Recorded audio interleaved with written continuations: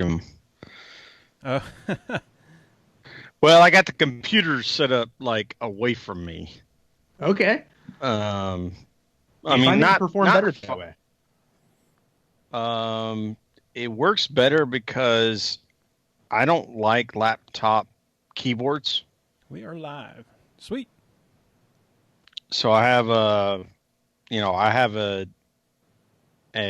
detached keyboard and mouse, Mhm. and I can't put both of them in my lap at the same time.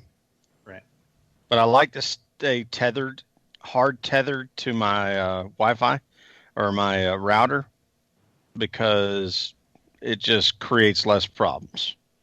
Okay. From an internet perspective, I mean, my internet's really good. Shout out Xfinity. I say a lot of bad things about them, but their internet's real good. But I like to stay tethered for the podcast so that I don't have any blips because I'm already, we're already doing this remotely and I'm doing it from a headset. And, I've listened to every podcast we've ever done back and I hear when it starts to blip and I'm like, I wonder what caused that. Oh yeah. So I'll tell you what, my internet's been really good too. I keep hearing about either coworkers or other people having internet problems, and I think it's just I might have said it before. All the old people in my neighborhood, and they're not using internet, so I get to use all of it. But haven't had any issues. Well, yeah. And now that I'm using YouTube television to watch NASCAR races, I'm like, well, how far does a terabyte really go? Yeah. My wife actually, she complained at me one time, and she deserved to. I was downloading a 14 gigabyte database while also downloading a 3 gigabyte virtual machine while also on a video call. And then her video call that she was on started degrading. She's like, "What are you doing up there?" I was like, downloading everything. Sorry." Oops. Downloading all of the things, and I'm watching television. My B. Right. So for everybody out there that's just tuning into the YouTube, YouTube's TV is still free until the 14th. Oh, no way. So yeah, it's been free for almost a month now. Oh, cool. I guess they were doing it for a month, and so it'll be free to the 14th, and then it's only $50 after that. And I'll be honest with you, with the way TV's going right now, and until football season shows back up, anything that I would want to watch is there. It's all there, right? And they have a ton of on-demand stuff. Like, cool. It's almost like having a DVR loaded up with all kinds of cool stuff. Let's get the show started. What do you say? Why not? Let's do it. I'm good. Let's roll. Yeah. So, David, if you didn't remember, I'll cut out for about 90 seconds here doing intro stuff, and then we'll be right back at you.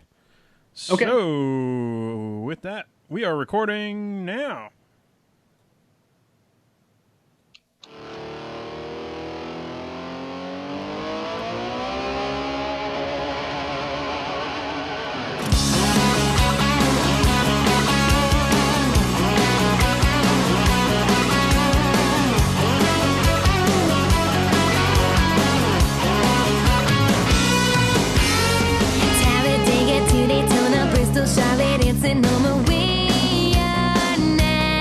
Welcome, yo! That's right. This is the Pregame Engineer Talking Air Racing Podcast, episode number 247. It's Tuesday, June 9th, 2020. I'm Tailgate Mayor Rusty Wallace in the PNTM Podcast Studio during quarantine, week number 13. And hopefully we'll be back in the studio, everybody, here shortly. We're thinking maybe July or so, get everybody back going again. But until then, you're going to have to deal with me for the intro. As always, y'all know what the deal is. This podcast is sponsored by you. That's right. You go to patreon.com/PTM. Join that Watch Drink Club for as little as $1 a month. Get that free koozie and some stickers. Best part is every cent this year, we're once again donating to sponsored drivers. As soon as we come out of this thing, we're writing checks, y'all. Join the PTM Posse today. Be a part of the sport you love. This week's show brought to you by our official sponsors at that $5 and up per month level. Here we go. Aaron Bearden, Robert Kevlinger, Coleman Clem, Eric Kevner, Ryan Keeper, Patrick Ferry, Jeff Brown, Brandon Crowd, Kathleen McDonald, Stacey Wright, Brandon Carl, Rika Porter, John Bob Les Miller, Julie Bosley, John Pearson, Ed Grizz, Third Young from Motorsports, David Mullins, Patrick Johnson, Brett Morris, Crystal Smoke, Fred Rosado, Chad Knapp, Stacey Coleman, Lisa Janana, Rick Houston, Sarah Mbari, Evan Roller, Bradley Harrison, Matthew Bishop, Matthew Camper, and Harry Bozania. Oh, man. You know what? And we'll go ahead and bring on co-host of the PTM podcast, pregame engineer Andrew Sherwin. What's up, dude? Skew! Let's do it. I know you didn't hear that at the end, but now that Harry is back with us, he gets the special shout out at the end of the read. So that's that's especially fun. I actually talked with Rich on the phone the other day. Oh, cool. It was a cool conversation. That's great. Well, without further ado, let's go ahead and welcome on our special guest for the second time on the PTM podcast. So, master's degree. We'll go for the PhD sometime soon. NASCAR writer and analyst, co-host of the Positive Regression podcast, and owner of Motorsports Analytics on Twitter at David Smith MA. It's David Smith. What's up, David? That's me. How are you guys? What if I totally introed somebody else completely, and you're like, "Oh, crap, guys, wrong one." That's what I was making sure of. Yeah, double checking. He's like, a NASCAR writer and analyst. Okay, that makes sense. Positive Regression podcast. So, okay, I think they're on the right track. It's only one of two people. Yeah. How you been, David? Doing pretty well, all things considered. Right. I'm pretty fortunate considering what else is going on in the world right now. So I'm good. The website's rocking and rolling, and happy that racing's back. Now, if I can just get it to a point where we're having one Cup Series race a week, and I'm able to actually work and take my time and process this kind of stuff for these analyses that I do, I'll be feeling really good. Well, I'll tell you what, your work has got to have been crazy lately, because what do you get? You get all the numbers. At the earliest you get them is into Sunday, and now it's like, all right, well, we get a whole new set of numbers on Wednesday. Yeah, and I don't mind. I don't mind working. I don't mind the work. Mm-hmm.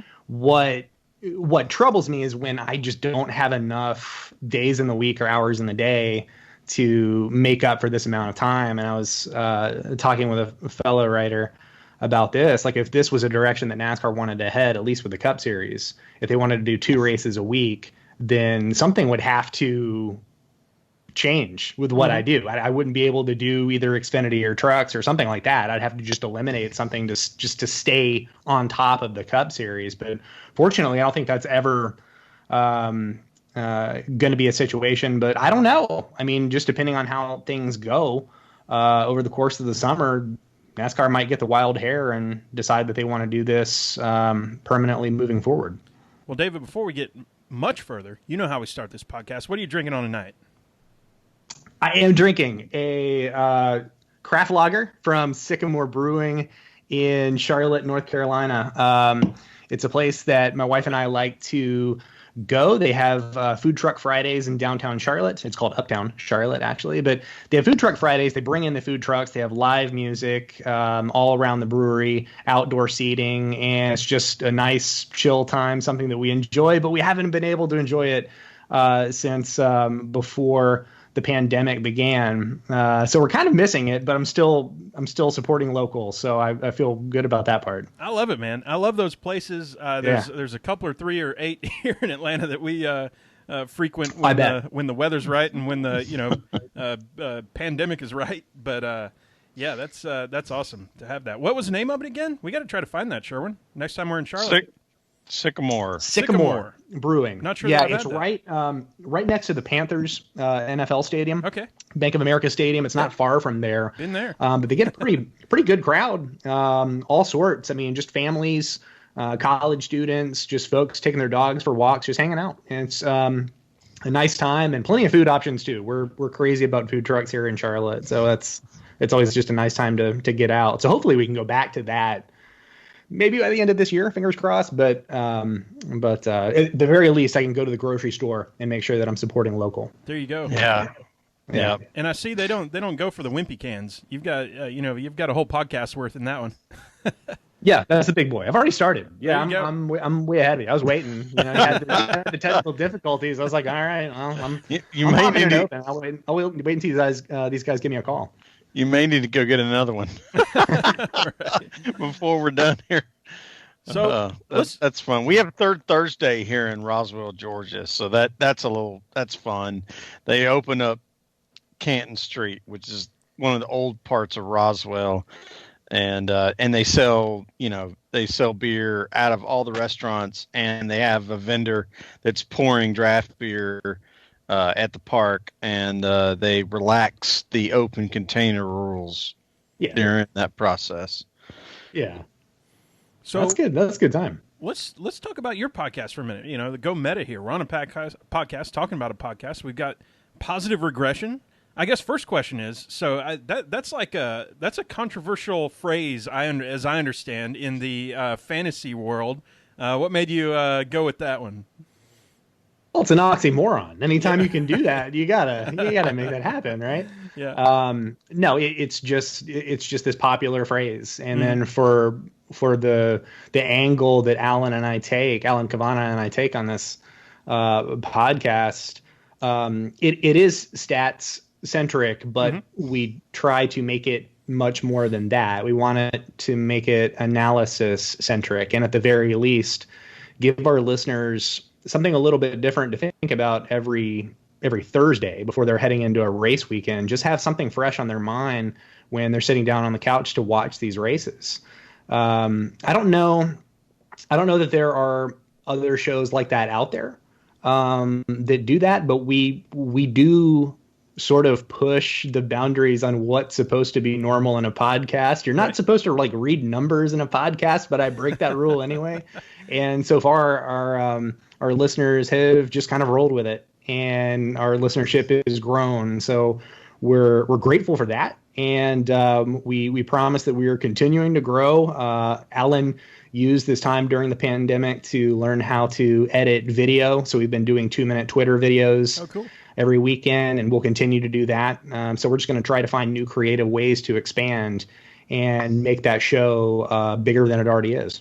Well, as a numbers nerd, when the first time I saw that, and I didn't even know the phrase positive regression from anything else, and I just thought, okay, well, it's like a regression line, and it's positive slope. That makes sense. And then when I was searching for your podcast, I saw this vitriol on different, I think it was fantasy football forums, because apparently people describe players as having a positive regression on something, and I didn't even know that was a thing, and people were like, well, that's just stupid. It doesn't make sense. So I figured I'd ask. Yeah, it comes from regression towards the mean is what that is. It means you are off to a bad start to the season, or you had a previously bad season, and the statistical likelihood of you continuing to be that bad doesn't jive with your historical numbers. So positive regression is actually a term of endearment especially in fantasy sports, but even just in normal analysis, even though it's bad grammar, that is what it is. It's when we call someone a positive regression candidate, it's a little bit of a backhanded compliment to say that, they're kind of bad right now, but if you just hang on, his numbers won't be this bad going forward. You just got to give it a little bit of time. Yeah, that makes sense. I mean, obviously, Rusty and I have both taken statistics, so we have a pretty good perspective on what the math side of the thing is, but we don't crunch the numbers, so it's very interesting. And I don't want to step on any of Rusty's leads, but it's cool to I don't know. One of the things I think is really cool about what you're doing is trying to help people understand like why a certain race car driver is outperforming equipment. And I think we're going to find that later in the show, so we don't have to get into it now. Right. But that to me is one of the most interesting things about the numbers that you're producing. There's that saying, and I've been reminded of it many times during this the pandemic, and seeing people post things and statistics, or different numbers and stuff, and they say there's lies, damn lies, and what? Statistics. And statistics. Sure. Yeah. Yeah.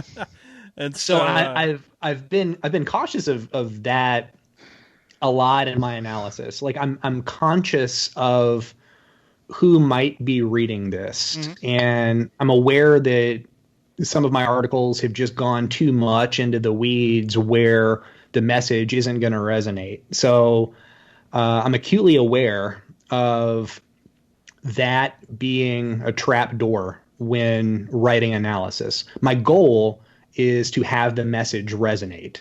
You like racing, you want to learn more about it, and I have different things to share with you that can help you learn about it. And I've got to bridge that connection. And I can't assume that you're a college grad reading my articles. I can't assume that you're an adult. I've got to figure out how to make, we'll call it advanced analysis. I've got to figure out a way to make that amenable to folks of all ages and all education levels. And at a certain point, I'm just having a conversation, and some people can't get to that level and have that conversation. And that's going to be the case. I'm always going to be a niche fringe writer for that purpose.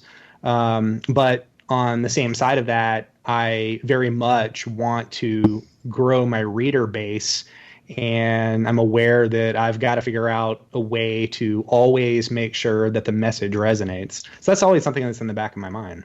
Well, and it's filling a gap too, I think, in that we see in so many other sports, and the statistics become the mainstream. You know, we talk about on base percentage and on base plus whatever it is. I can't think of it right now. Like all these things that are. I mean, that's not deep statistical analysis, but we don't really have that for NASCAR, and filling that in is awesome. You had just said you're very mindful of your audience and who is reading this, and of course, just the other day, Denny Hamlin gives you props. How cool was that? Yeah, I mean, it's always good. It's always reassuring, right? When a competitor, whether it be a driver or a crew chief, pops up and says something supportive about your work, and in this case, Denny was using it to politic for a choose cone or just a lane selection process for restarts. And he has a point. I mean, I don't know that this is something that NASCAR considered when they instituted double file restarts back in 2011, and somebody needs to check me on that. But they probably didn't consider that there was, at most tracks, a very big disparity in how often cars are able to keep positions, because just it's physics. Some lanes are going to be better than others.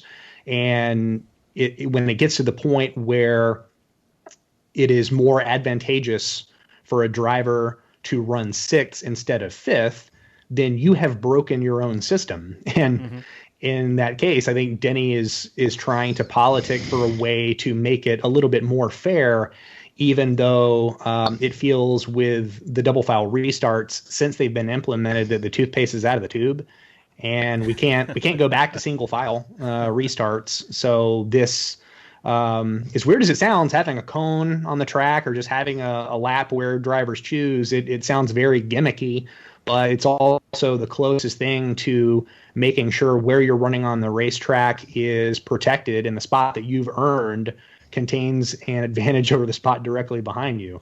Sounds wild, but it's actually a good pathway, and I'm curious to see if NASCAR considers it. Well, my concern with it is that, okay, so we can't go out there and throw a cone. Well, we can brand the cone.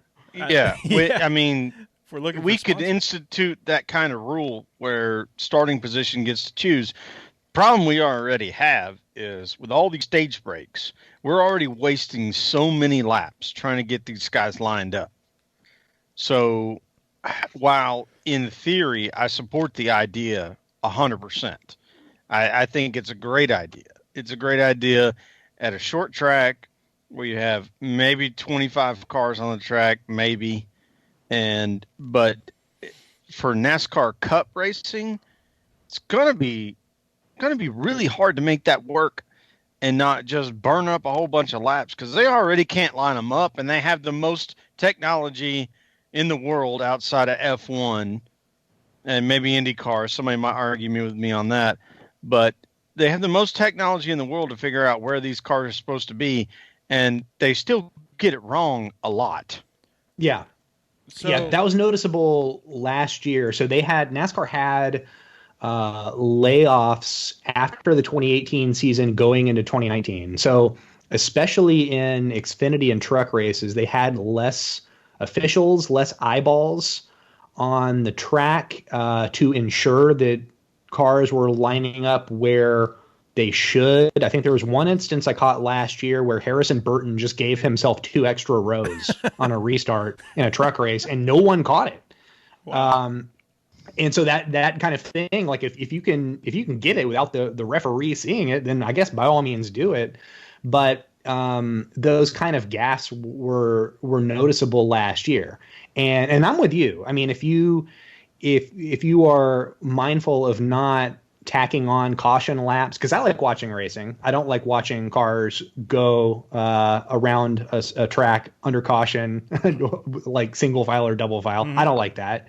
But if you're willing to compromise and say maybe you keep stages and maybe you award points, but there is no break, there is no restart. If you just keep going and then a restart happens naturally whenever there is a crash or an actual caution on the track, then I don't know. Maybe that's a sensible direction, because I'm with you guys. I'd rather see racing on caution laps. Well, I think you're going to find a lot of people that have any interest in what we're saying tonight are very much aligned with that, especially our friend Brandon over at Lap Traffic, because we're all on the same page.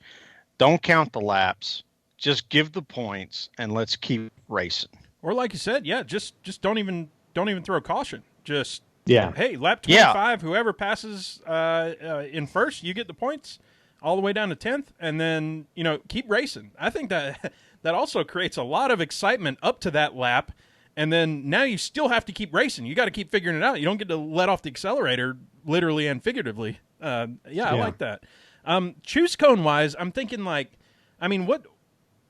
would be the issue with it being other than, I guess, to Sherwin's point, trying to figure out which way everybody went, like at the end of the back straightaway or something. Like, all right, we're about to go into turn 3.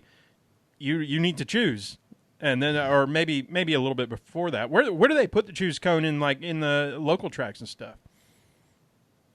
Halfway down depends on the track. Stretch. Usually, it depends on the track. I've seen it at the start and finish line a lap prior. Yeah, and like you said, halfway down the backstretch is probably good. Like it doesn't even have to be a cone. It can just be like a painted line, right, on the asphalt. Where like they did that with the overtime line, right? So it can be a painted line where that's it. You make your decision, or I don't know, it might even be a Geico choose zone or something, because you're probably going to need spotters to tell you who choosed where and what's available. So it can't be that instant of a decision.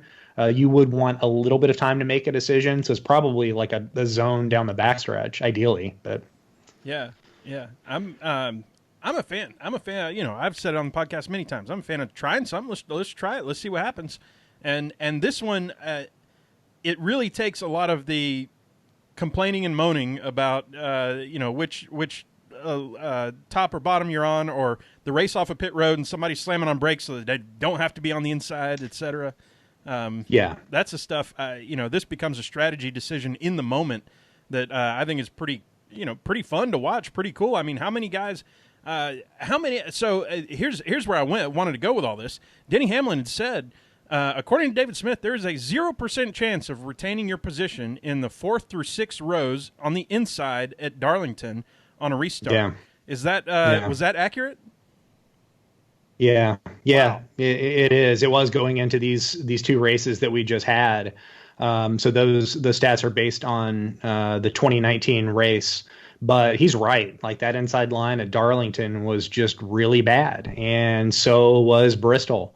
And if you want to look at tracks that really need this, it's those kind of places, because you're talking about a whole half of the field that is at a pretty sizable disadvantage, and that's not really what this was meant to do. This was meant to bring excitement to a pocket of the race, to satiate fans, right?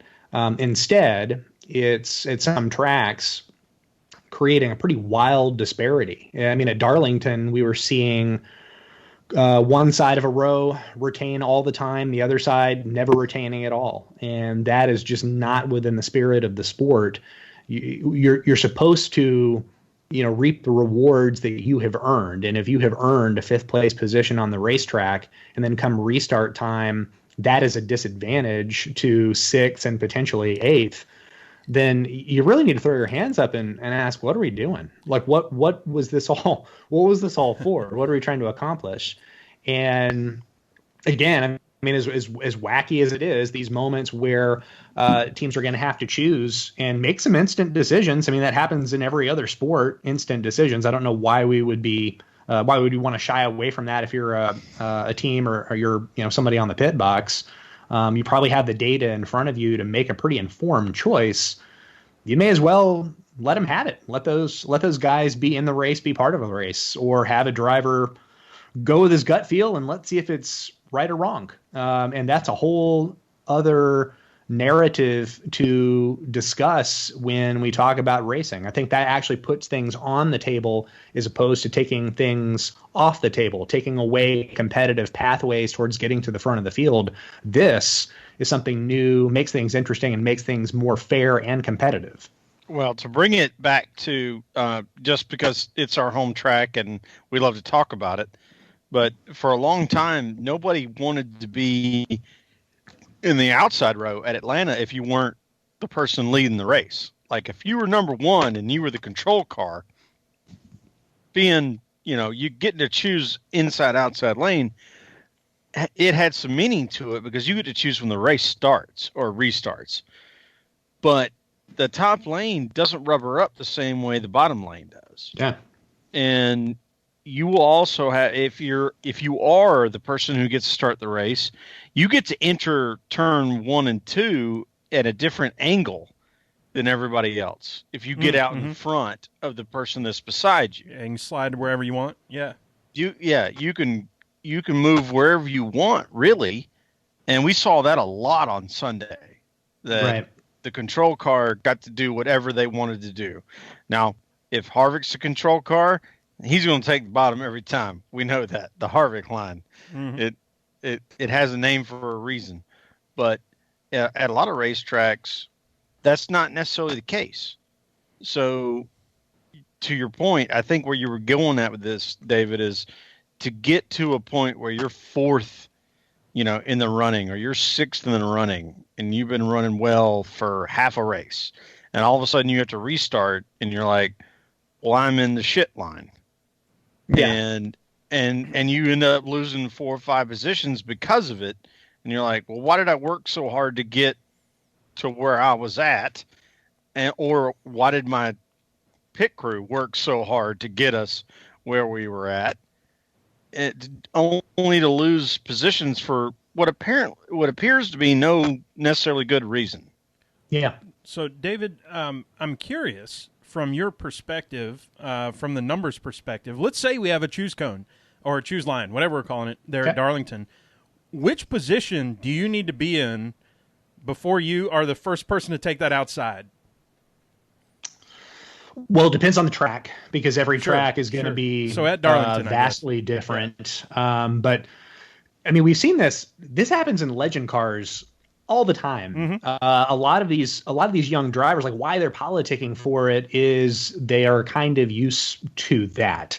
So it's going to be a choice where if you're 10th and you have an opportunity, so you would be the outside. That usually is a preferred spot at most tracks. But if everyone's taking the outside and that's backing you up, then you may just want to take the inside. Go ahead and suffer through a 2-spot loss and hope that you end up with a net gain. Mm-hmm. It's, at that point, it's kind of like long pitting under green, have a late caution come out. You have to pit anyway, and you're going to lose those spots. You're not going to stay in the lead. But if you actually come out with a positive net, then your gamble was worth it. I mean, it may have been unorthodox. It may have been really trying for your team to make that call just to gain 1 or 2 spots. But this is, especially in the Cup Series where it's difficult to just get 1 spot, like then that gamble's worth it. So it's going to depend on the individual track, but there will be a threshold at each one where you're just going to say, okay, our our advantage that we would have had on the outside. We were where we wanted to be. That's gone. We're going to lose spots anyway. So let's go ahead, suffer through a loss, get beat, and see where we end up. If we net out, then we're better. Which tracks besides Darlington have the biggest disparity that you've seen? Bristol's pretty bad. Yep. I'm trying to think. I want to say Gateway for trucks was pretty bad. And then you're getting into and those are like when I say they're really bad, I'm talking like 100-0 almost difference in retention rates, just whether you keep your spots. At most tracks, you're going to see retention disparity fall between 40 and 60%, which is also a pretty big disadvantage. And NASCAR is going to a track tomorrow night at Martinsville where there was always this perception that the inside line was one of the most dominant lines in NASCAR. And that hasn't been true for 5 or 6 years. It's actually been fairly even. And last spring, we saw the outside retain more.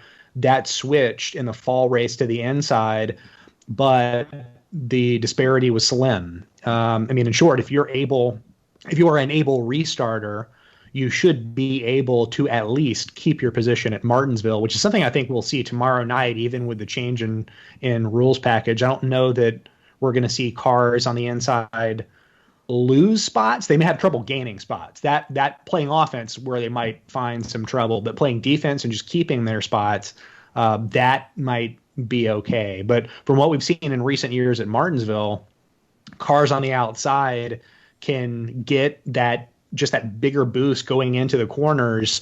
And then if they want to come down, they have all the space in the world to do that. And they're not cutting down on someone's nose. They've got plenty of room just because they had that advantage of how that groove operates going in through the first 2 corners, and they take advantage. Yeah, that makes sense. That makes a ton of sense. And we watched that because we watched, obviously all these races.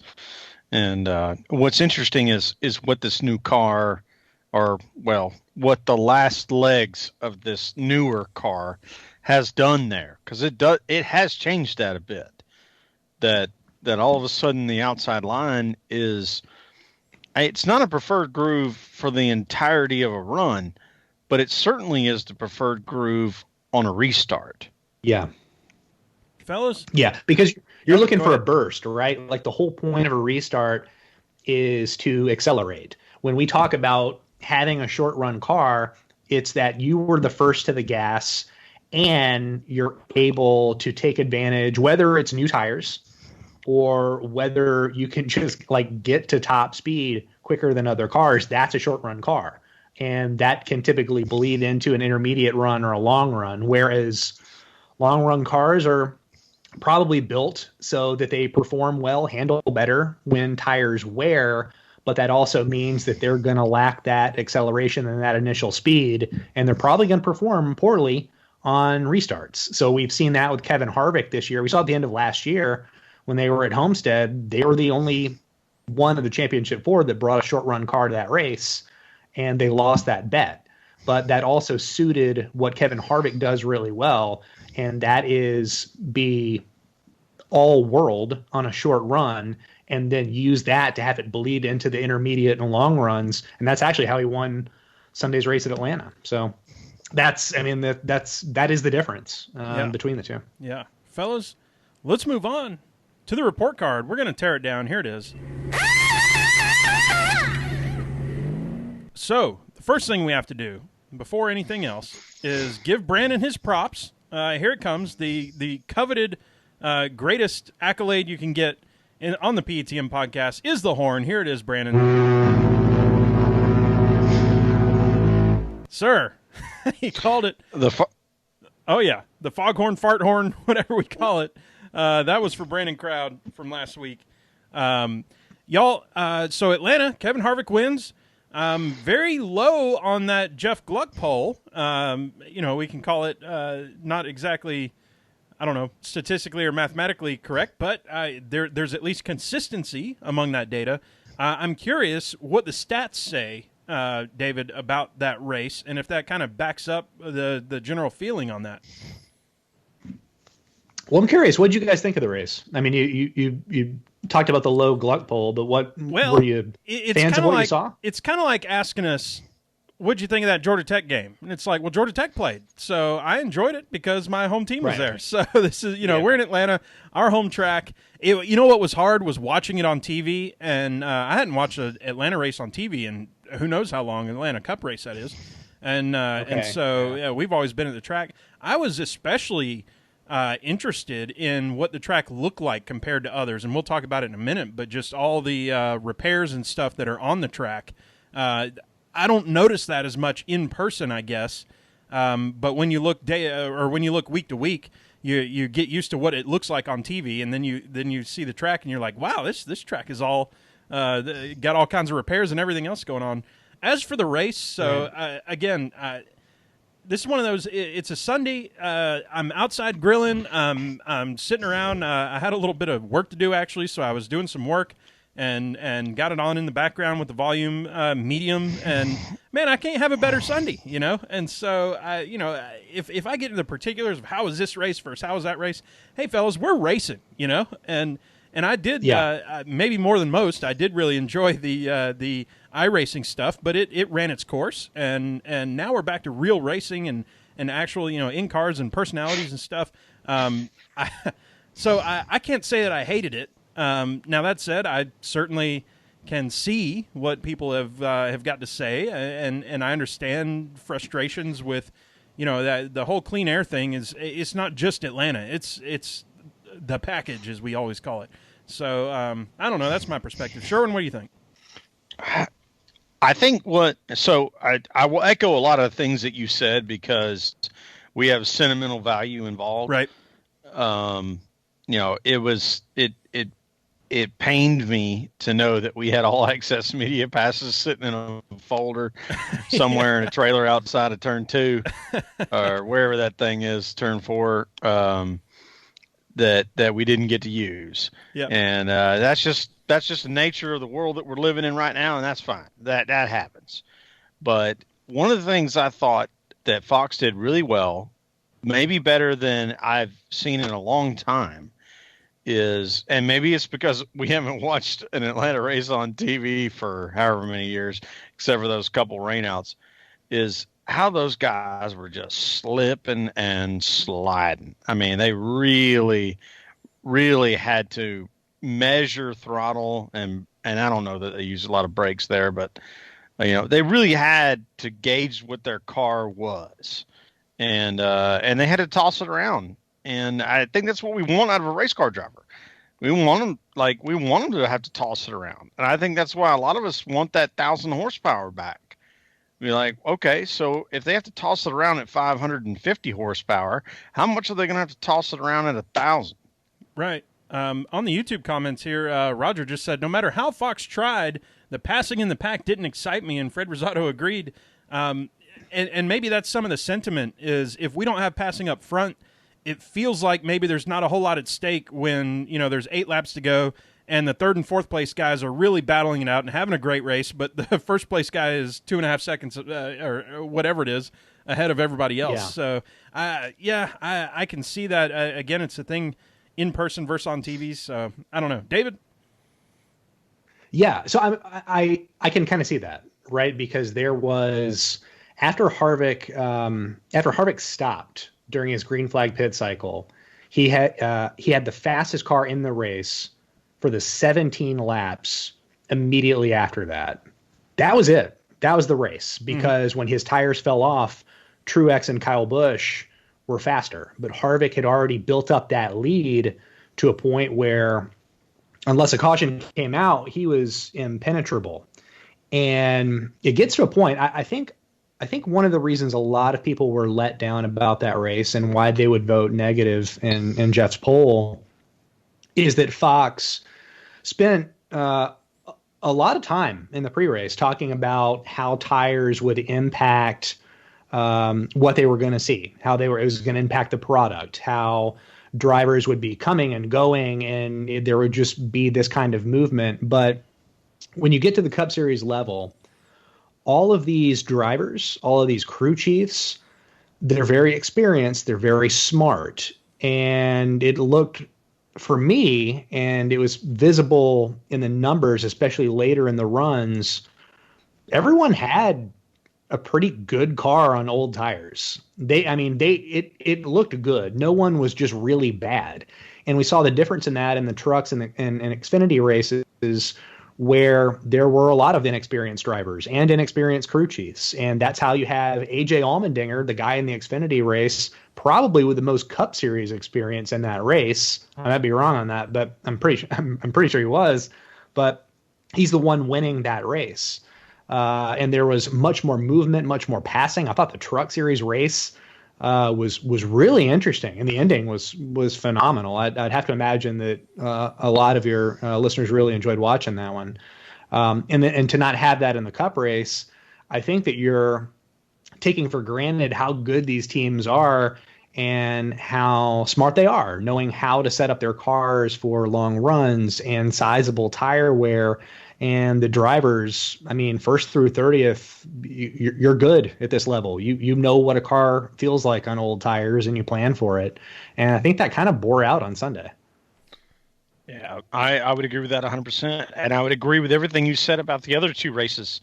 In that same respect, obviously, those were a bit shorter, so we didn't see a lot of the exact same things. But I thought one of the things that was kind of poignant about Sunday is that Joey's crew chief chose to bring him down and get tires off cycle very early in the race. Yeah. And because of that, even though he was fast and he was up front most of the day, when it came down to get that 13th set, well, he didn't have a 13th set.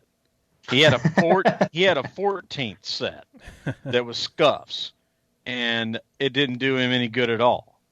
Yeah. So I think, and I'm not saying you're wrong about what the tire wear is over the long haul, but we did see tire wear play a role in this thing, particularly with somebody that we would expect to be in contention for the win. Right. So what does Atlanta need then? Do we need, dare I say, do we need the repave? Do we need a shorter race like trucks and Xfinity have? What can please the masses here? I think we need a smaller fuel box. Yeah, that's it. It might be a point where this rules package doesn't particularly click for this racetrack, because if you're paying attention to the front of the field, then this race was a carbon copy of the 2019 race with Brad Keselowski, who was the fastest car on new tires for 16 laps.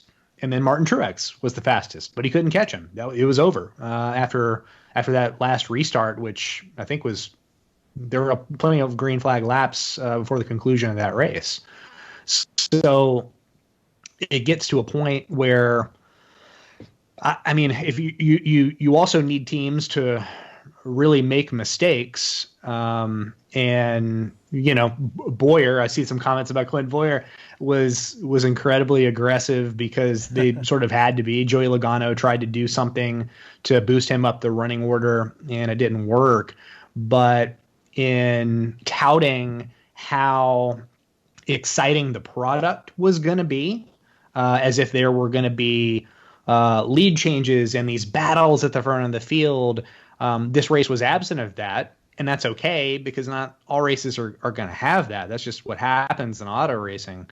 I think that lifting that up in the pre-race before this race started, that might have caused some of the letdown, because I think people watching this race were curious to see what that was going to entail, and were disappointed when it was a little bit of a parade, especially that final caution-free stage is pretty much what it was. So, borrowing from Gluck again, and I don't know if he's feeding or if he's being fed these stats from you, David, but it sounds like your type of thing.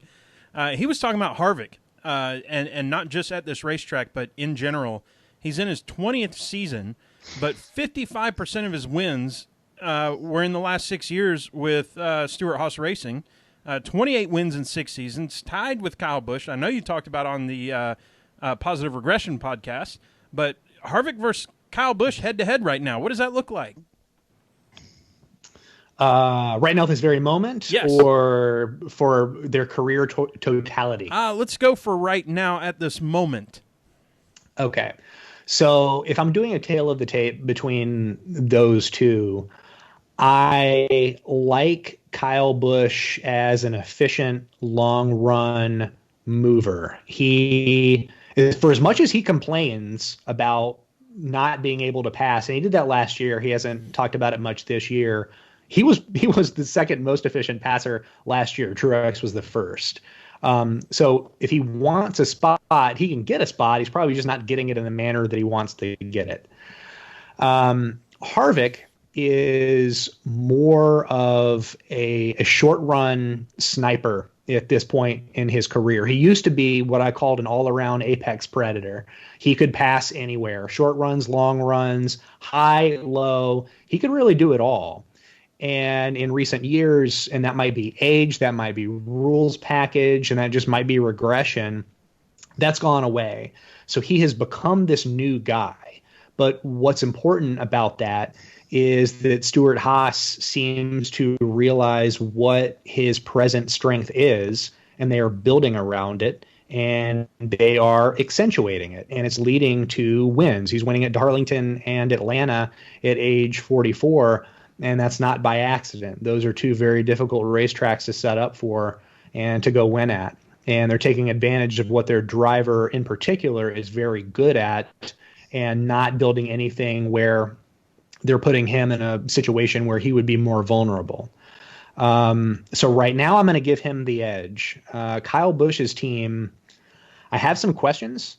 I noticed this during the playoffs last year where there was a disconnect in their speed. They were getting slower as races progressed.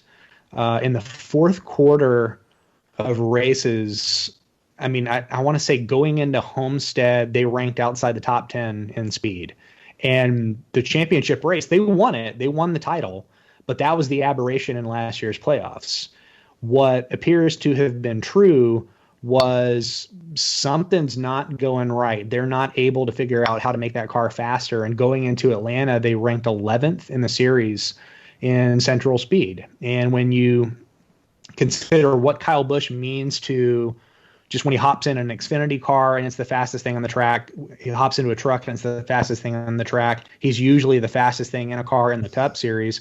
To be 11th in speed, I think that tells me that all isn't right at Joe Gibbs Racing and their problems. I mean, he had a good day, he got a good finish at Atlanta, but we haven't seen a quintessential Kyle Busch performance in the Cup Series this season. He's not going out there and leading gobs of laps. Mm-hmm. He's not putting on a show. We're not getting highlights from him. He doesn't look like Kyle Busch.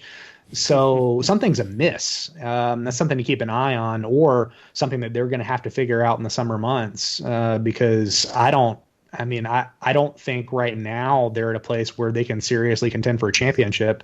Wow. I think they've got work to do. That's strong. We've talked about Harvick versus Kyle. How about Harvick versus the rest of SHR? And continuing along with Gluck's stuff here, Harvick has nearly 3 times more laps led on average than the rest of his team combined. And he has 9 top 10s so far this year, and his 3 teammates have combined for 7. So what is Harvick doing that SHR isn't? Is it driver? Is it car? Is it driver crew chief combo? Is it engineer? Is it what is it that what's the special sauce there on the Harvick team? So it's a little bit of everything, I think. Harvick as a driver is pretty unique. Like if you were just sitting in the stands during practice and you were just watching single car laps, if you watched maybe 5 drivers and Harvick was one of them, his lap would look different than every other lap. And pre low horsepower, he would pedal the car deeper into the corner than most drivers would go. Most drivers would get out of the throttle, and he would stay in it. Often he would, instead of braking, just kind of shift the steering wheel off so he could scrub speed, and then he'd try to get back to the gas quicker than usual. And that's a really weird, herky-jerky driving style. I think the only driver that I've ever seen emulate that and have some success with it is Justin Allgaier. So that kind of tells you that this just isn't something that a lot of drivers do and do very well at. So he's in his own. If they are designing cars that fit their best driver, Kevin Harvick's car is kind of be constructed a little bit differently than the other SHR drivers, or the other SHR drivers are just simply not going to have that kind of wherewithal to pedal the SHR cars like Harvick does. But also you need to consider Eric Almirola is a series average driver at best based on his production numbers. Cole Custer is a rookie who didn't become a positive surplus passer until year 3 in the Xfinity series. I mean, he had a great final season in Xfinity, but those first 2, given the speed of the Stewart-Haas car that he was in, were pretty rough.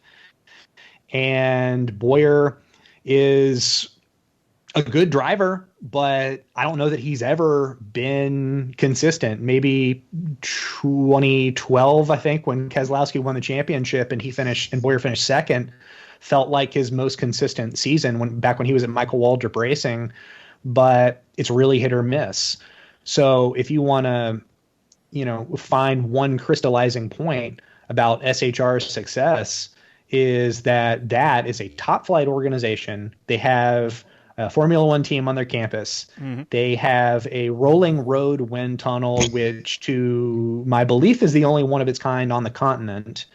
But out of the 4 Cup teams they only have one all-star driver, and that's Kevin Harvick. So he is just happens to be the only one being able to take advantage of a situation that is really good right now, because that organization is absolutely strong. They have good crew chiefs across the board. They have smart engineers. They've got a deep engineering pool. They've just now got to find the driver talent to match that, because there's no way an organization like that should only have one all-star, well, I'll say Hall of Fame driver out of the 4 that they possibly could have.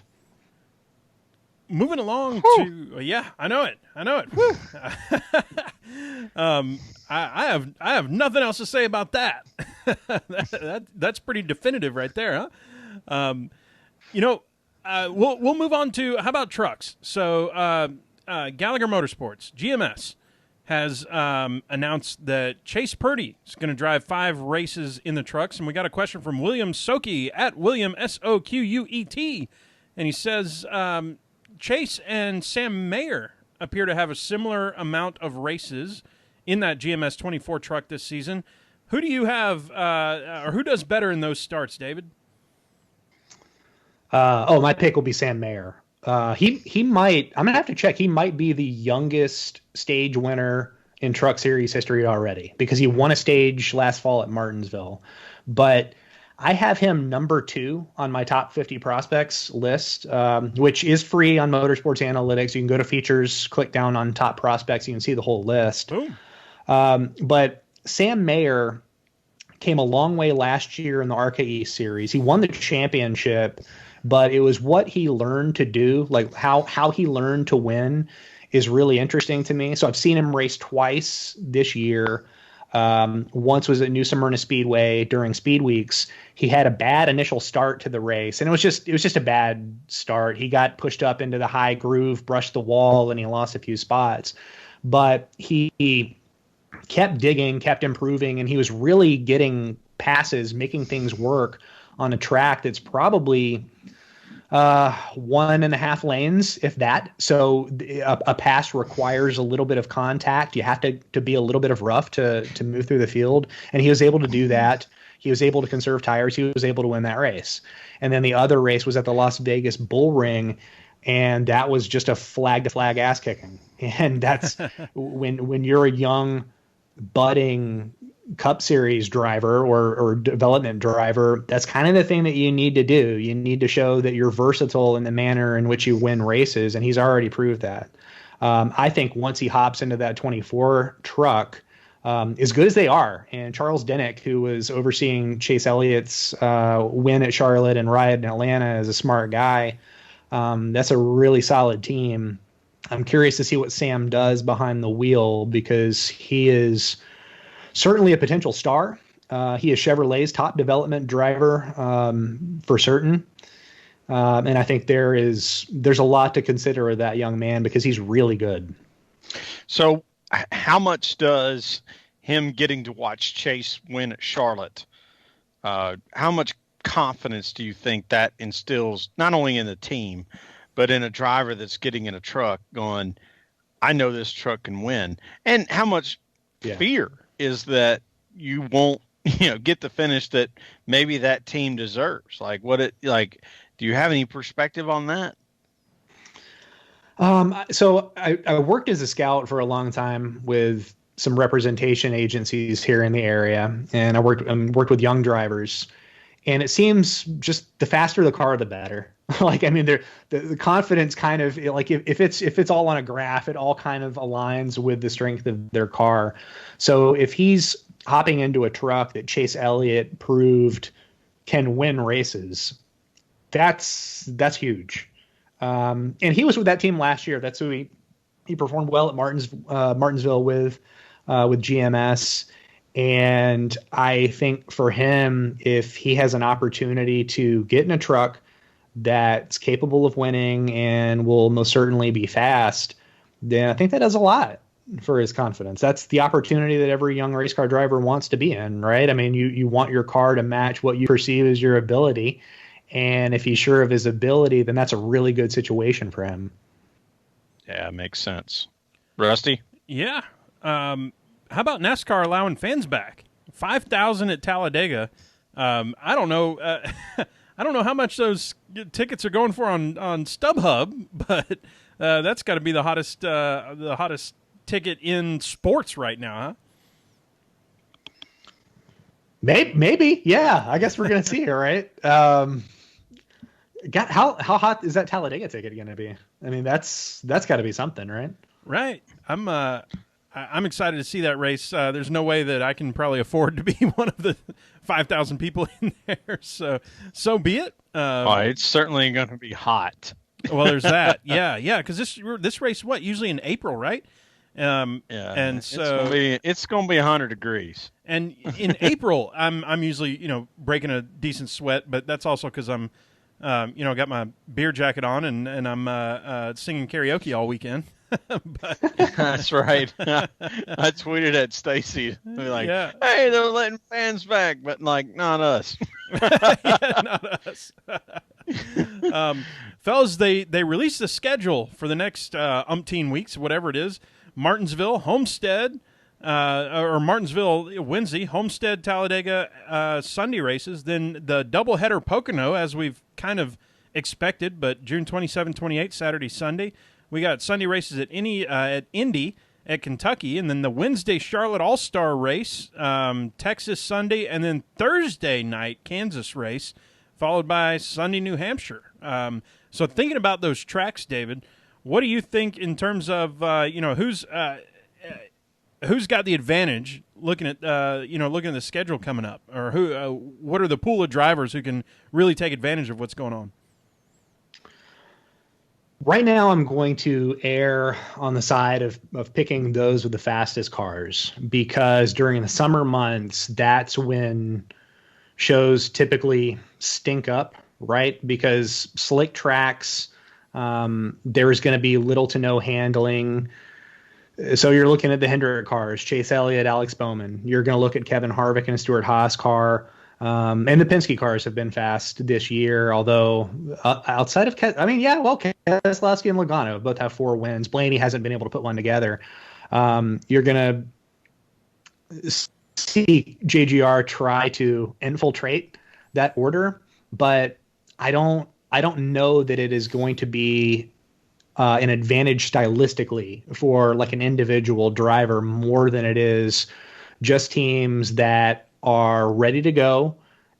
These races are coming at a very quick pace, so there aren't going to be, structural changes to the car or to the common design of the car that can be made. That's going to take months to occur.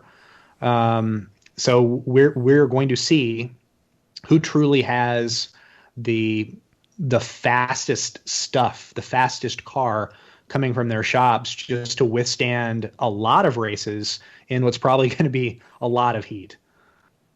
I think the best point there is the heat, is the middle of the summer stuff. I mean, we're going to Texas, we're going to Charlotte, Kentucky. Shoot, Indy, that's where Casey Kane really kind of started the downturn, if you will, of his whole health issues, being dehydrated and everything after winning that race. Talladega, we've already talked about. Homestead, Miami, June 14th. I mean, that's killer. So, it's a very good point. The heat making a big – and we saw folks, Bubba Wallace, and I'm wearing his hat right here. Thank goodness everything was all right. But I was texting him ashore and being like, oh, crap, things are not right. This is problematic. Really hope, it's one of those things you kind of take a breath and go, okay, hope everything's okay here. But that isn't the end of it, and these guys have got to be thinking about, what's going to get them to the end of some of these races. Well, that was 500 miles on a really hot day. I mean, that is grueling. And it's a good reminder that this sport, just for what it does to these drivers' bodies, like Jimmy Johnson was tweeting what he had on a Strava app, Corey LaJoie too, Ryan Newman was worse for wear. Yep. Like what this extreme heat does to their bodies is pretty gnarly stuff. So this weekend was a good reminder of that. And this coming weekend at Homestead, I've already looked at the forecast. It's going to be close to 90. And the last time these guys were at Homestead, it was 61 degrees when the race finished. This is going to be a much different Florida racetrack. There isn't going to be that kind of grip. It's going to be tough. It's 400 miles. It's going to be shorter than it was at Atlanta, but that's going to be a tough race. We haven't seen a race at Homestead like that in years, maybe ever. It's going to be far different from the Homestead that we know and usually love. But yeah, I mean, just marching forward into the summer schedule, it's going to be grueling. Yeah. I mean, we're going to find if some of these drivers are just falling out of seats, they just might not be up to the task of handling it, but that's some extreme heat and it's going to be tough. Sherwin, you were saying? Oh yeah. Sorry. We haven't raced at Homestead during the day on purpose in like 20 years. So I had to laugh on purpose. And even then, it wasn't in June. Like, it's not just going to be the heat. The humidity in Miami is going to be unbearable, and the amount of salt in the air is just going to dry you out that much more. So I thought Freddie Kraft said something interesting on Door Bumper Clear this week about how Bubba he just doesn't really like to drink water that much. Like, he drinks a lot of Coca-Cola. Like, well, that's kind of counterproductive to being hydrated. Right. Right. So got to start thinking about these things. He will probably adjust his daily program so that he gets a little bit more hydrated. And I would suggest, hey, maybe you don't want to drink it, but Pediasure and Pedialyte, they do a good job. It's kind of like me and you in our 20s going out in the sun. I'll be all right. I ain't going to get sunburned. As soon as we hit 30, it was like, all right, sunscreen all the time. Put it on. I ain't getting that mess. Yeah, I mean, it's the same thing. You learn. Yeah, there's things you learn over time. I mean, Bubba's obviously a fantastic athlete. It's obvious by the shape that he's in. You can just look at him and go, "Yep, athlete." And he's just going to have to learn how to manage that electrolyte intake a little better. So we got one question from the PTM Posse here that we want to make sure we get to. Nebraska's NASCAR fan, who I know is on the YouTube chat wall here, at NASCAR Nebraska, says for David, you've already talked recently or on the show about Sam Mayer. But who else do you think is currently outperforming their equipment and perhaps deserves a shot in a better ride? It's pretty open-ended. Any series, any person. You know what? Since he's a free agent this year, Corey LaJoie. He is getting finishes out of the Go Fast Racing car that those finishes shouldn't be capable. So he told me last year, I did a profile on Go Fast Racing, and it was mainly on crew chief Randy Cox, who retired at the end of the year. But Corey mentioned that Go Fast Racing had the 32nd fastest car last year in the Cup Series, and they still rank outside the top 30 in Central Speed this year. All right. So he said that really when they finish 27th or 28th, they should be high-fiving and having beers after every single race. And he talked about how difficult it was to drive in this kind of micro race where your only opponents are from Front Row Motorsports. He knew everything there was to know about Front Row Motorsports' 3 drivers last year because that's how well scouted they were. He raced against them all season long. You're going to learn pretty much everything there is to know about them when that happens. But this year, he's made it a point to say that he wants to race elsewhere. He wrote his letter to Rick Hendrick that became public earlier this year. And I don't know where he sits on the list of candidates inside the halls at Hendrick Motorsports to replace Jimmy Johnson, but he's making a hell of an effort. He's a top 25 peer guy right now. He's a positive surplus passer for the first time in his career. He hasn't crashed at all. The only other driver that hasn't crashed is Kyle Busch. And that kind of case that he's making, there's some validity to it, especially Hendrick Motorsports, considering Alex Bowman underperformed for Tommy Baldwin Racing, and they signed him anyway. And I have to imagine they've at the very least gotten their money's worth out of Alex Bowman. Corey LaJoie can be the next of those guys if he's given that kind of opportunity. And, of course, he has no say in the outcome, but he's had all the say in the effort, and I think the effort so far from him this year has been really good. So that would be my choice to maybe get a promotion just as far as, where your equipment falls in the hierarchy. Love it. Fellas, let's go ahead. Yeah, that's great. Let's go ahead and gas it up. There it is. We're talking Martinsville. So, David, it puts you in an interesting position in that how much data do you have for a Martinsville night race?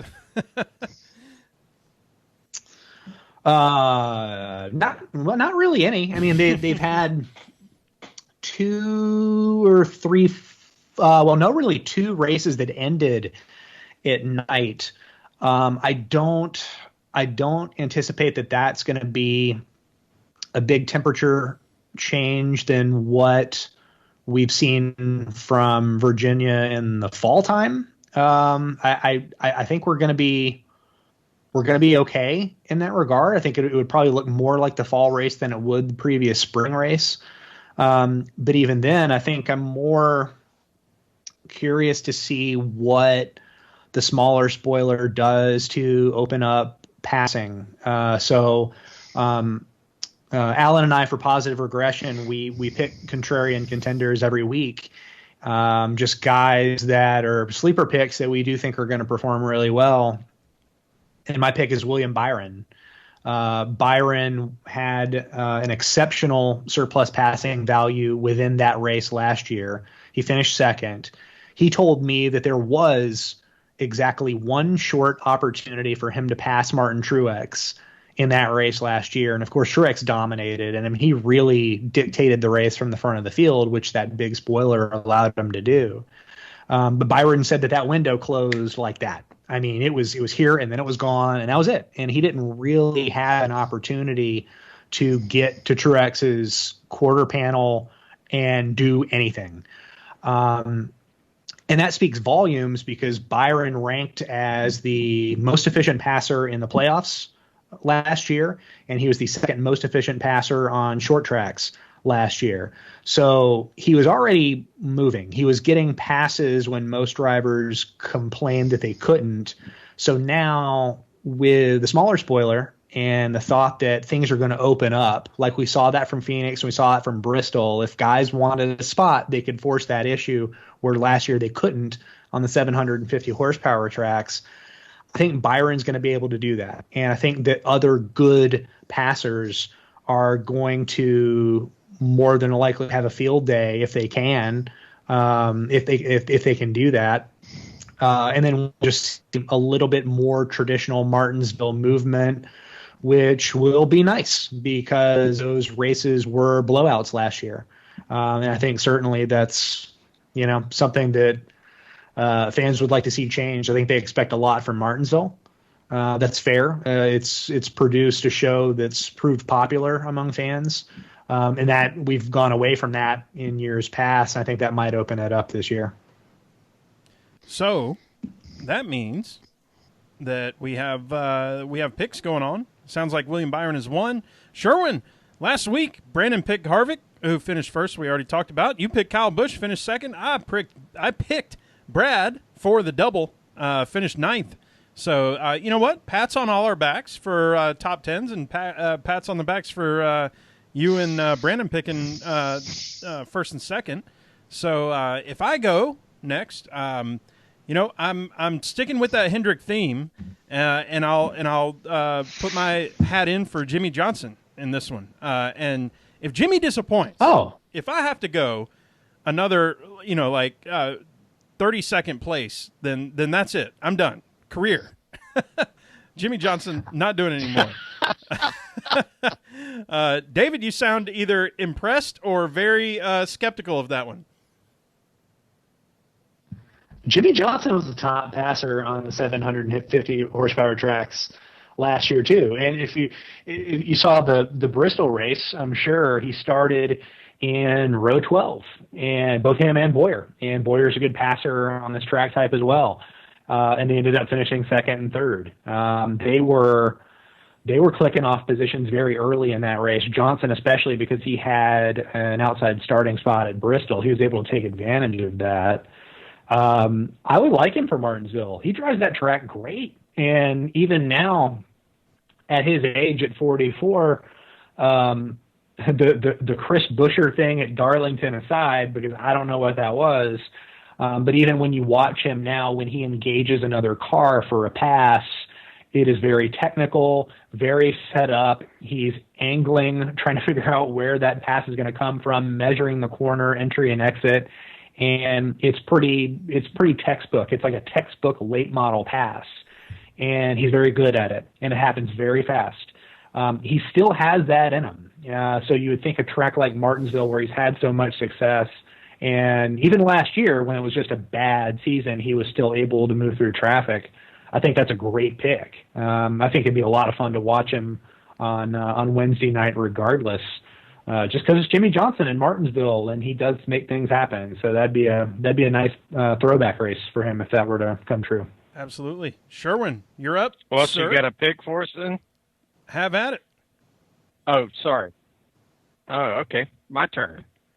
Well, I'm going to steal from a lot of the things that David just said, and I'm going to pick Clint Boyer. Boom. Boom. Is that a your random pick, or what's the meat behind that one? Well, Clint's won there. I mean, we can debate all we want about whether or not that win was creation of a bunch of cautions or not. But the only way to win a race because of a bunch of cautions is to be at the front of the field when those things happen. Sure. And being a short track racer like he is, and dirt racer, he's proven his mettle at Martinsville before. He just only has the one win.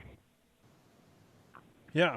Yeah. And for what it's worth, he's won there recently, or more recently than Jimmy has. So, we'll give him the props for that. Fellas, it's about time to wrap this thing up. So much more. David, just like last time, I was like, I've got so many more stats to think of you, or to throw at you, and so much more stuff to talk about. But man, I love talking numbers, love hanging out. Why don't you tell the folks where they can find you? What's coming up next? Hey, sure. I'm at motorsportsanalytics.com. I write articles. Those articles are free. You have no excuse. Check them out. I'm on Twitter at David Smith MA. And if you like hearing the sound of my voice talking about statistical analysis in NASCAR, Alan Cavana and I produce the Positive Regression podcast. It drops every Thursday morning. So go to wherever you get your podcasts and subscribe, and I think you'll really find some enjoyment in it. Awesome. Well, hang out with us for just a few minutes, 100%. David. Maybe on the after show. Got a couple things I wanted to ask you. And Sharon, why don't you tell the folks where they can find you, and we'll shut this thing down. Well, you can find me at Pregame Engineer on Twitter and at Andrew L. Sherwin on Instagram. Ladies and gentlemen, we'll shut this thing down. Thank you all for joining. As always, PTM Podcast at ptmpodcast.com. We want to thank David Smith for joining us once again on the show, and we can't wait to have him back and on his PhD episode. Y'all, we have lined up guests throughout, I think Sherwin told me, through the end of July even. So really excited to see what's going on there. Excited to see, and talk to different folks about what's going on. Y'all, you know where you can find us, ptmpodcast.com, at ptmpodcast on the Twitter handle. And as always, I'm Tailgate Mayor Rusty Wallace at Tailgate Mayor, and we'll talk to y'all next week. See ya.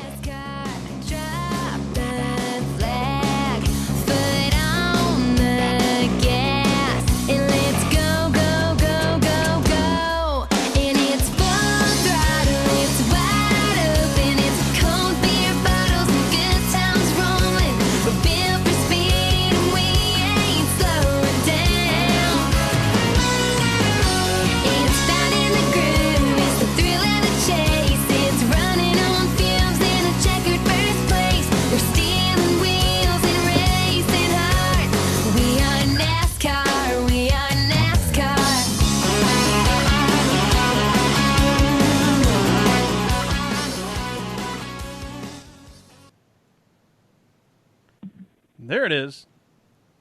Awesome. David, appreciate it very much. Still with us? Yeah. My man. Always a good time, man. Excellent. Yeah. My audio went out, not went out, but degraded a little bit there toward the end, but I think we got everything in there and no problems and everything. You know, one thing that came from the, and we're in the PTM After Dark, still live on YouTube, hanging out with folks. Fella on the YouTube wall there, Dorf Kaufman, love the name. He was asking about that. He's either heard you say or thought he's heard you say, or interpreted it as people think they want more short track races. Now, I think especially after what we saw at Bristol and then what we saw at Atlanta, people are screaming this with much vitriol. So I'm interested in your in your take on that. I like Bristol. That's one of my favorite all-time racetracks. Where fans tend to lose me for the outcry for more short tracks is that, in my opinion, there hasn't been a good Richmond race since the COT era. Martinsville is hit or miss, and really it comes down to maybe a good final quarter of that race dictates how good it is. And then I'll go even further past that. When I moved to the Charlotte area in 2007, I was told that I had to go to Bowman Gray Stadium. If I ever wanted to see a good race, I should go to Bowman Gray Stadium. And I've gone. It's entertaining, but saying that if you want to see a good race, you should go to Bowman Gray is like saying if you want to see good basketball, you should go to the Globetrotters game, because that's what it is. It's not textbook competitive racing. It's just more of a circus on wheels, and it's a crash fest. And like I said, I like seeing my guys race and not have caution laps.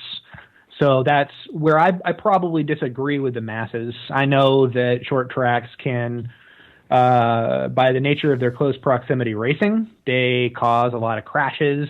Folks like crashes. They like drama. I'm a different sort of breed, man. I'm weird. I know that I'm weird, but I like strategy, and I like things to kind of take their time to play out.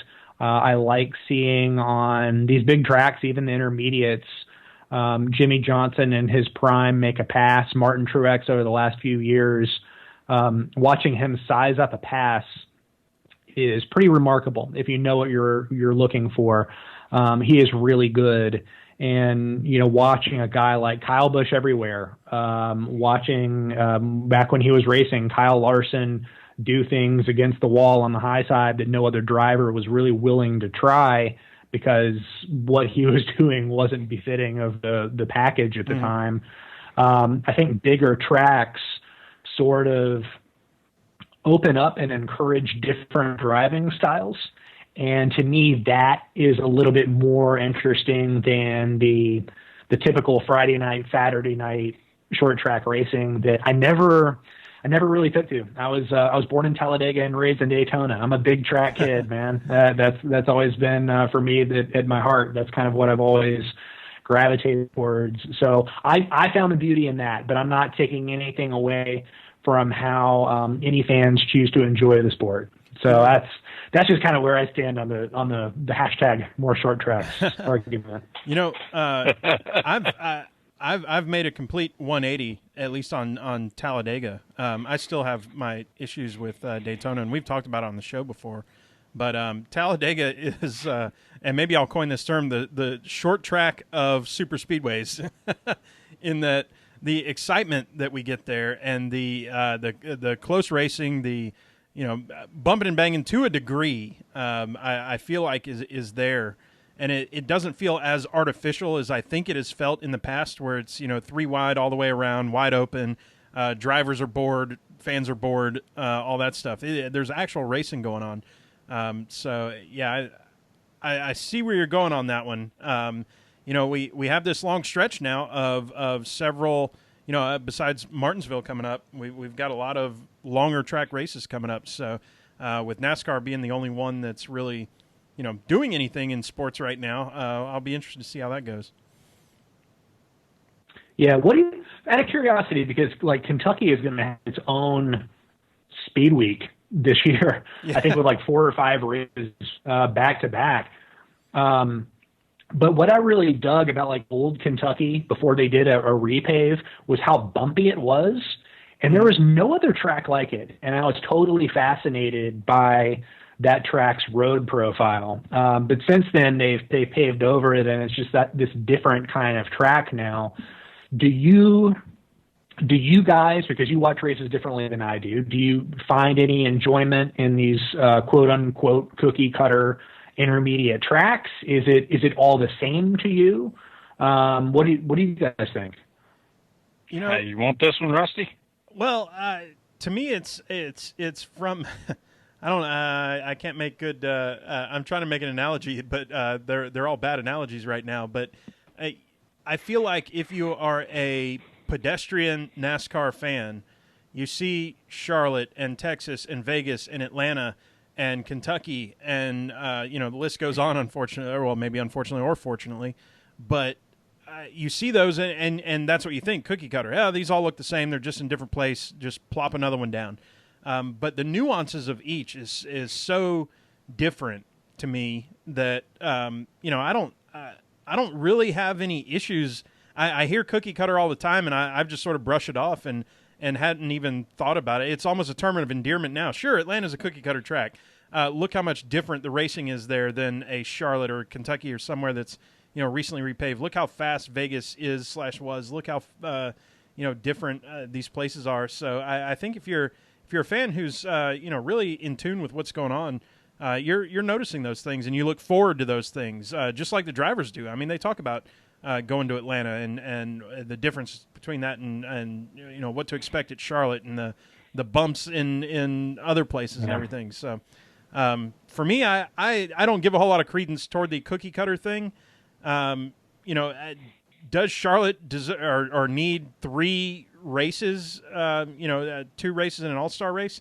No, I'm very glad they went to Roval. That's way more interesting to me to see something different. Yeah, that's kind of where I'm at. Sherwin? Well, I think the one that probably will drive the most ire is Kentucky. And so now we're going to go run a whole bunch of races there. And that racetrack sucks. Like, it's not good. Like, I mean, I get why they picked it because of its proximity, but I mean, that racetrack sucks. Go run 15 races at Martinsville before you run 4 races at Kentucky. I mean, if we're being honest, and it's no offense to anybody that lives in Lexington or Frankfort or Louisville or Cincinnati that loves going to that racetrack because that's the one racetrack they get to go to a year, which they won't get to go to this year. Like, that racetrack sucks. There are some very interesting things about Texas because of the topography, as you mentioned, David.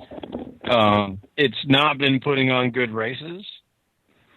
Charlotte has started to age into this, whatever this asphalt combination that they put down is. It's starting to get to a place where we see multiple lines start to form. We're still having to use grip gears though, so there's that. But I would probably echo Rusty's sentiment around the cookie cutter thing, because the only 2 tracks that are actually supposed to be the same thing are Texas and Charlotte. Like, Texas was supposed to be a carbon copy of Charlotte. They just didn't pour the footings right. So, like, the asphalt sank and we ended up with all these bumps, and like guys like Junior, who dealt with concussions, got a concussion riding down the backstretch without even hitting anything. So, I mean, that's whatever that is. That's just anecdotal evidence. That's just fun stuff for PTM after dark. But, I mean, Chicagoland put on a fantastic race a year ago. We're not even going to go there this year. You know, I mean, like, I guess we have to be careful about how we do this during this time, because you're going to turn off fans one way or the other. No matter what you do, you're going to turn off fans. And I would say, to Rusty's point at the very top end of this sort of segment of discussion, is the most important thing about going to a racetrack is being around people who are fun, because it starts to change the way you perceive the race. You know, if you're around a lot of really fun people and you're having a great time all weekend, and you look out there and you watch the race cars go around, you're like, okay, cool. This is actually pretty awesome. But if that's all it is you showing up on race day to watch race cars, a lot of those tracks really just, they leave a lot to be desired.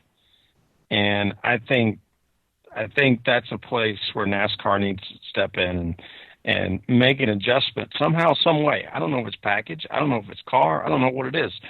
Rusty said best about the Roval. That's the best decision that Marcus Smith has ever made, is to make that second race in Charlotte a Roval. Because damn, has that race produced the last 2 years. Mm-hmm.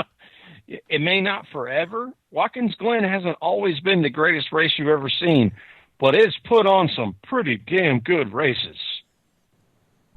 Yeah. So, I don't know where I was headed with that, other than just saying, let's not put like a telescope on this thing as much as we just kind of back off and go, all right, what could be better about this?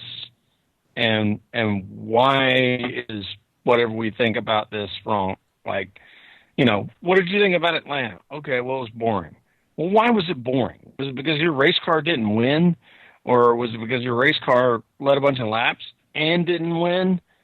Or did you watch everything that happened? Did you listen to somebody's scanner did you watch how much those cars were slipping and sliding around with no horsepower? I mean, you can go out there today to your local Ford dealership and buy a Mustang GT that's got more horsepower than those guys ran at Atlanta this weekend. So, I mean, we have to temper all of those pieces of information. Yeah.